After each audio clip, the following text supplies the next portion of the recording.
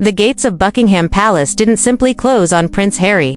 They thundered shut with a finality that reverberated far beyond the palace walls, sending a message that couldn't have been louder if it had been etched in gold across the royal balcony itself. This wasn't just a quiet dismissal rooted in tradition or protocol. It was a statement, bold and deliberate, a declaration from one of the most guarded institutions in the world. You can walk away, torch centuries of heritage on global television, and expect a red carpet welcome upon return. When Harry's jet touched down on UK soil recently, anticipation buzzed in headlines and whispers long before his feet even hit the tarmac, but the conversation wasn't about reunions, reconciliations, or a warm family gathering. It was about who wasn't with him, and, more importantly, who was. The wild card, Archie and Lilibet. For years, these children have existed in a haze of secrecy and speculation, a fog of unanswered questions that have followed them like shadows from the moment their names were first announced to the world. Even at their births, controversy simmered. Tightly controlled hospital stays, no candid family photos outside the maternity ward, gaps in public records, and the monarchy's unusual reticence about details that, historically, were celebrated in painstakingly documented ceremony. In a family obsessed with lineage, titles, and keeping meticulous records, those early choices felt like a disruption, an uncomfortable chapter the palace never truly closed. And now, here was Harry, striding back into Britain, demanding, not requesting, not suggesting, but demanding that his children be welcomed into Buckingham Palace. Not merely as visiting relatives, but as honored royal grandchildren entitled to every ounce of tradition and treatment their lineage suggests. It was a power play cloaked in family rhetoric, as if the years of Megxit fallout, Oprah bombshells, Netflix tell-alls, and memoir controversies had evaporated overnight. Let us not sugarcoat this. Harry wasn't flying in for a casual cup of tea and biscuits. This was a calculated maneuver, a bold strategic gambit, and King Charles, seasoned by decades of royal politics and palace intrigue, saw straight through it. His response, a decisive, immovable no. Not a hesitant no. Not a conditional maybe, but a resolute rejection that slammed like a hammer on stone. No entry, no private reunion, no exceptions, not even for the grandchildren. That denial wasn't a mere family squabble. It was a thunderclap from the monarchy itself, a stark reminder that while blood may run deep, the crown runs deeper, and its loyalty is not to individual sentiment but to the institution's unshakable survival. But peel back the layers of this chilly exchange, and you'll see this wasn't just about a family visit gone wrong. There's a much more intricate game at play here. A legal and emotional chess match with stakes that stretch far beyond palace gates. Legal analysts and royal watchers alike have been quick to dissect Harry's timing and tactics. And the consensus is chillingly strategic. This could be the opening volley in a custody war no one saw coming.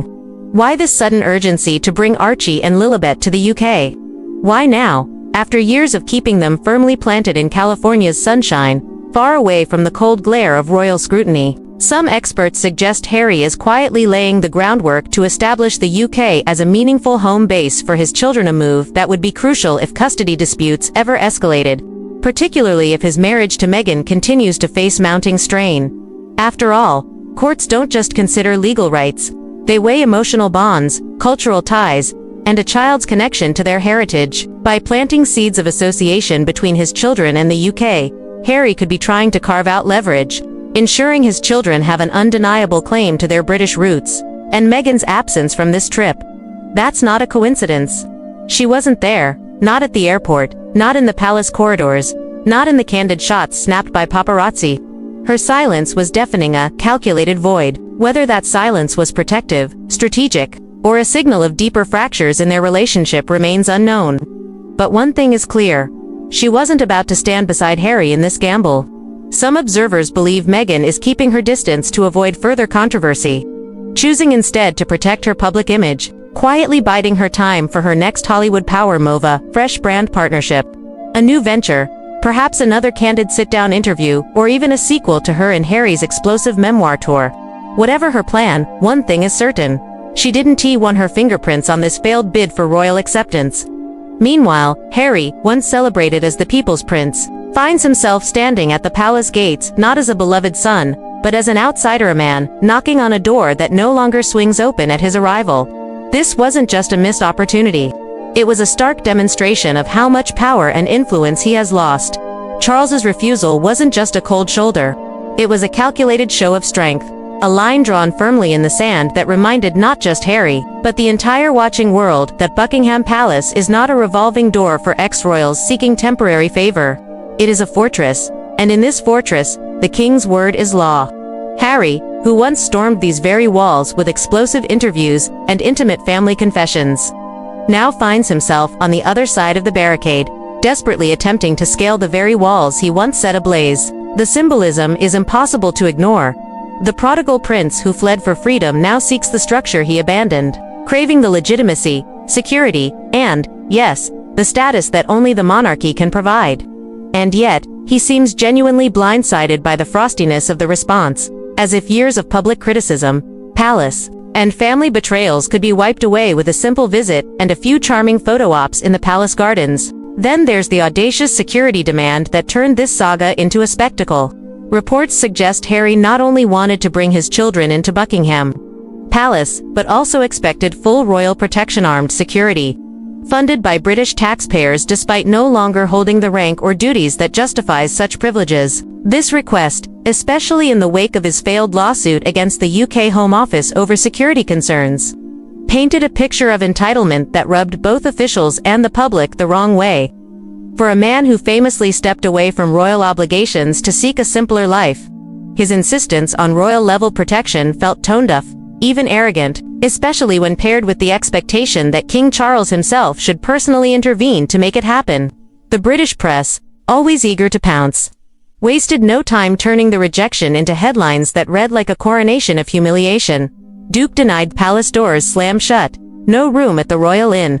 Social media followed suit, with memes and biting commentary spreading like wildfire. Gone was the image of Harry as the underdog prince.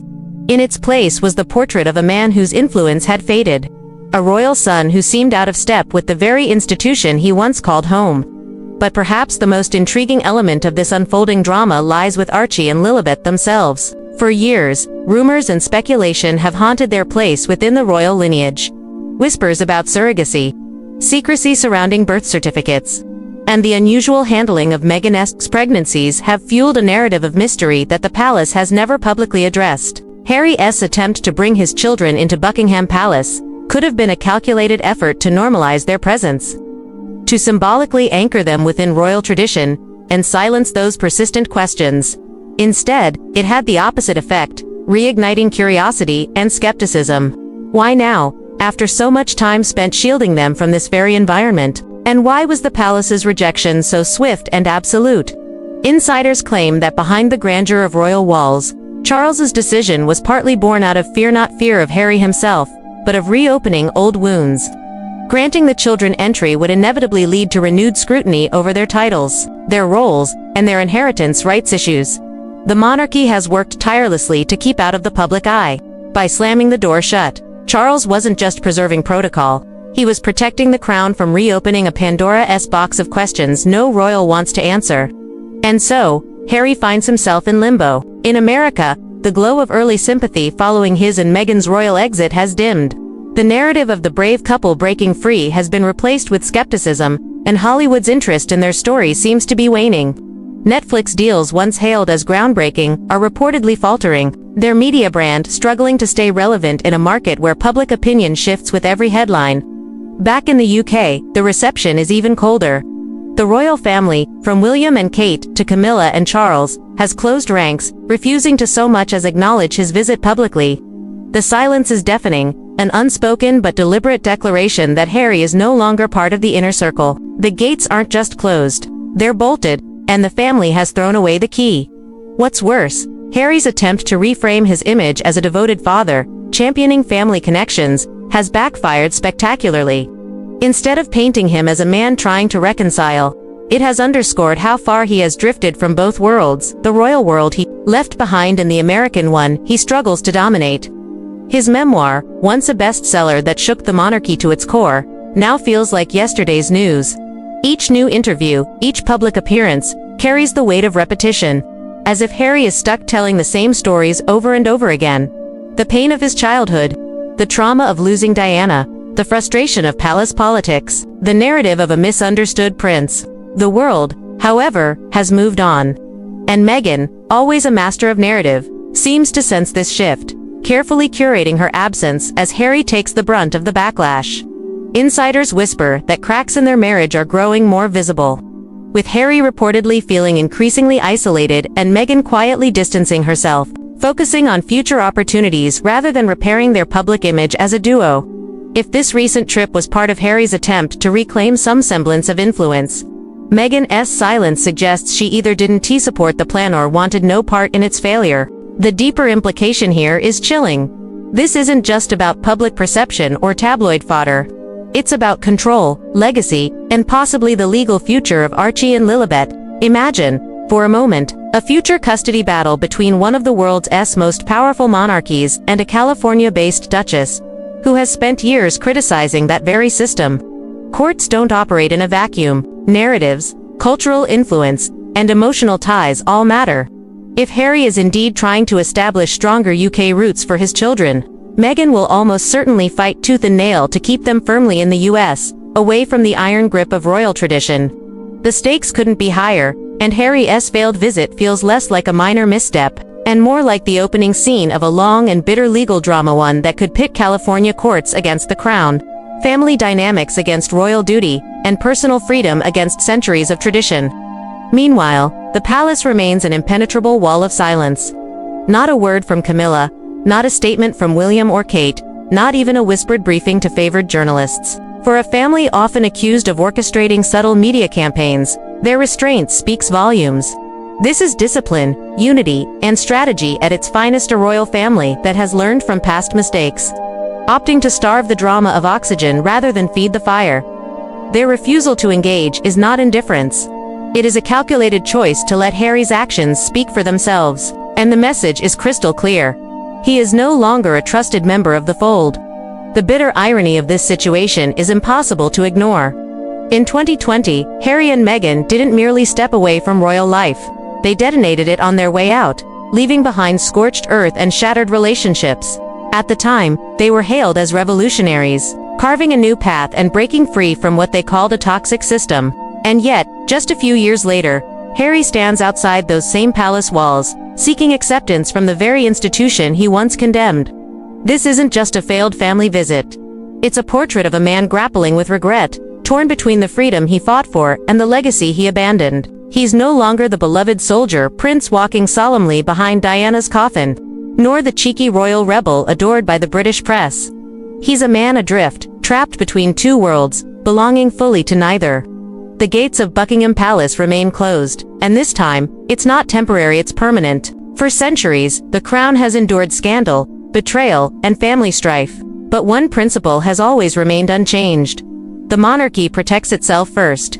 And right now, that self-preservation instinct has made Harry an outsider. Titles may remain, bloodlines may be unbreakable, but access to the heart of the royal family is a privilege, not a birthright. And Harry, for all his tears, all his interviews, all his efforts to reclaim a piece of that old life, has been reminded of a brutal truth. The crown is eternal, and he is not.